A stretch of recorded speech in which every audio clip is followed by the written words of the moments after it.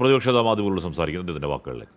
അല്ല, അതാണ് ഞാൻ പറയുന്നത്. നമ്മളിപ്പോൾ സോഷ്യൽ മീഡിയയിലെ ചില കമന്റുകൾ ശ്രദ്ധിച്ചാൽ എത്ര വികലമായ മനസ്സുകളാണെന്ന്. പണ്ട് റെയിൽവേ സ്റ്റേഷനിലെ നമ്മുടെ ടോയ്ലറ്റിലും പബ്ലിക് ടോയ്ലറ്റിലൊക്കെ അശ്ലീലം എഴുതി വെക്കുകയായിരുന്നു ആളുകൾ.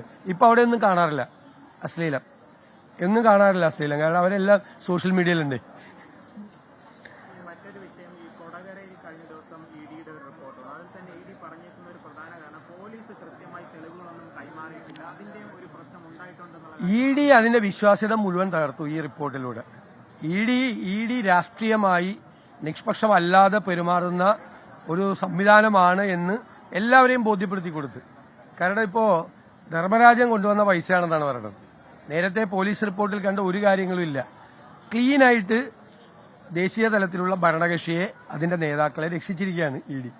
ബാക്കിയുള്ളവരുടെ പ്രതിപക്ഷ രാഷ്ട്രീയ നേതാക്കളെ വേട്ടയാടുന്ന ഇഡി ക്ലീനായിട്ട് കേരളത്തിലെ BJP നേതാക്കളെ രക്ഷിച്ചിരിക്കുകയാണ്.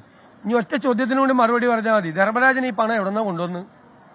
എപ്പോഴും നമുക്ക് കുഴൽപ്പണ ഇടപാടിൽ ആദ്യം അന്വേഷിക്കുന്നത് എവിടെ നിന്നാണ് പണം വന്നതെന്നും എവിടേക്കാണ് കൊടുക്കാൻ കൊണ്ടുപോയതെന്നുമാണ് അന്വേഷിക്കേണ്ടത്. ഇത് രണ്ടും അന്വേഷിച്ചാൽ കൃത്യമായിട്ട് അവരുടെ ധർമ്മരാജന്റെ ഫോൺ കോൾ ഉൾപ്പെടെ ഇത് കവർച്ച ചെയ്തുകൊണ്ട് പോയപ്പോൾ ധർമ്മരാജന്റെ ഫോൺ കോൾ ആർക്കാണ് ആദ്യം ഫോൺ വിളി? BJPയുടെ സംസ്ഥാന പ്രസിഡന്റിനെയാണ് ആദ്യം ഫോൺ വിളിച്ചത്. അതിങ്ങനെ പണം നഷ്ടപ്പെട്ടു എന്ന് പറയാൻ. ഇതടക്കമുള്ള കാര്യങ്ങളെല്ലാം പോലീസ് റിപ്പോർട്ടിലുണ്ട്. ഇനിയിപ്പോ പകരമായി ഇനിയിപ്പോ കരുവന്നൂരിൽ കൂടി CPM-നെ കൂടി സഹായിക്കാൻ നോക്കിയാൽ മതി. ഇവര് തമ്മിലുള്ള നാടകങ്ങൾ കുറെ നാളുകളായി ഇത് ആവർത്തിക്കുന്നു. ഇത് അവസാനം പരസ്പരം കേസുകൾ ഇല്ലാതായി തീരുന്ന ഘട്ടത്തിലേക്കാണ് കേരളം പോകുന്നത്. അതായത് സംസ്ഥാന ഗവൺമെന്റ് ഇവർക്കെതിരെ എടുത്ത കേസും കേന്ദ്ര ഗവൺമെന്റ് CPM നേതാക്കന്മാർക്കെതിരായി എടുത്ത കേസ് രണ്ടും ഇല്ലാതായി പോകുന്ന, അലിഞ്ഞലിഞ്ഞില്ലാതായി പോകുന്ന കാഴ്ചയാണ് നമ്മൾ കണ്ടുകൊണ്ടിരിക്കുന്നത്.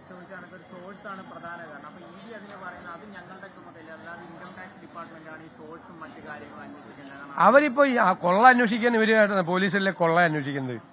കൊള്ള ഈ ഹൈവേ റോബറിയാണ്. ഹൈവേ റോബറി അന്വേഷിക്കേണ്ട പോലീസാണ്. ഇഡിക്കൊരു കാര്യമില്ല. ഇഡി അന്വേഷിക്കേണ്ടത് ഇത് അനധികൃതമായ പണമാണെന്നാണ്, അല്ലേ? PMLA ആക്ട് അനുസരിച്ചിട്ടാണ് പ്രവർത്തിക്കുന്നത്. Prevention of money laundering act ആണ്. മണി ലോണ്ടറിംഗിനെതിരായിട്ട് അന്വേഷിക്കണം. മണി ലോണ്ടറിംഗ് വരുമ്പോൾ എവിടെ നിന്നാണ് ഈ പണം വന്നിരിക്കുന്നത്? ഇത് കള്ളപ്പണമാണോ, ഇത് വൈറ്റ് മണിയാണോ എന്ന് അന്വേഷിക്കേണ്ട ജോലിയാണ്. PML ആക്ട് അനുസരിച്ച് അന്വേഷിക്കേണ്ടത് ഇഡി. അത് ഞങ്ങളല്ല അന്വേഷിക്കേണ്ടതെന്ന് പറഞ്ഞാൽ ഇൻകം ടാക്സിന്റെ ജോലി അല്ല അത്, അല്ലെ? വൈറ്റ് മണിയാണോ ബ്ലാക്ക് മണിയാണെന്നാണ് പ്രിവെൻഷൻ ഓഫ് മണി ലോണ്ടറിംഗ് ആക്ടിന്റെ പ്രൊവിഷൻ അനുസരിച്ചിട്ടാണ് ഇഡി അന്വേഷിക്കേണ്ടത്. ഇനിയിപ്പോ അവരെ പഠിപ്പിച്ചു കൊടുക്കേണ്ട സ്ഥിതിയാണ് നമ്മുടെ. മറ്റൊരു കാര്യം കൂടെ ഉള്ളത്, ഇന്നലെ മിനിസ്റ്റർ ബിന്ദു എല്ലാം കഴിഞ്ഞിട്ട് ഒരു പ്രസ് മീറ്റ് നടത്തി. അതിനകത്ത് പറഞ്ഞിട്ടുള്ളത് കേരളത്തിലെ പ്രതിപക്ഷ നേതാവ് മാധ്യമങ്ങളോട് സംസാരിക്കുകയായിരുന്നു. ശാരദാ മുരളീധരന്റെ ആ ഫേസ്ബുക്ക് പോസ്റ്റ്, അദ്ദേഹത്തിന്റെ പ്രതികരണം, ഫേസ്ബുക്കിൽ ആദ്യം പ്രതികരണം പ്രതിപക്ഷ നേതാവാണ്. അപ്പോൾ അതിന്റെ തുടർച്ചയിൽ ചില കാര്യങ്ങൾ പറയുന്നു. അതോടൊപ്പം തന്നെ ഇഡി അതിന്റെ വിശ്വാസത്തെ പൂർണ്ണമായി കളഞ്ഞു കുളിച്ചിരിക്കുന്നു എന്നടക്കമുള്ള കാര്യങ്ങൾ ഈ കൊടകര കുഴൽപ്പണ കേസിലെ ഇഡി റിപ്പോർട്ടിന്റെ അടിസ്ഥാനത്തിൽ പറയുക കൂടി ചെയ്യുകയാണ് പ്രതിപക്ഷ നേതാവ്.